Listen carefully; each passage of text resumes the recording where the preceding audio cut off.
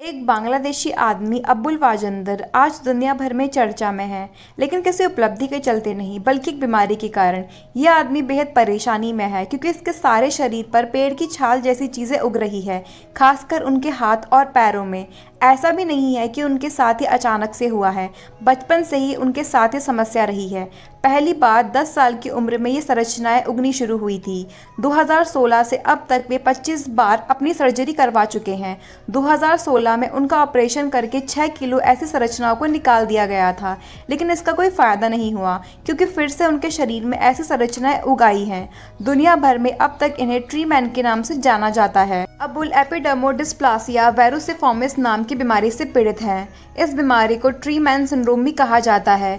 ये एक जीन से संबंधित बीमारी है जिसमें असाधारण ढंग की शारीरिक संरचनाओं का त्वचा के साथ विकास होने लगता है।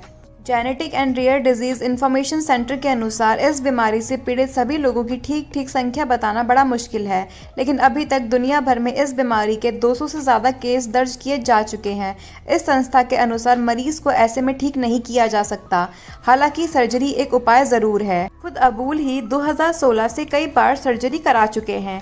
ऐसा उन्हें तब करना पड़ा था जब 2016 में उनकी हालत ऐसी हो गई थी कि वो कुछ भी काम नहीं कर पा रहे थे।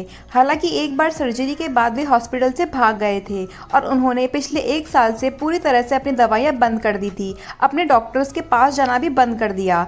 इसके बाद न सिर्फ उनके पेड़ की छाल जैसी संरचनाएं वापस बढ़ने लगी, बल्कि इस बार उगी संरचनाएं और भी मोटी थी और वे पैरों तक कई जगहों पर उनके शरीर पर उग आई थी। अबुल कहते हैं, मैंने हॉस्पिटल छोड़कर गलती की।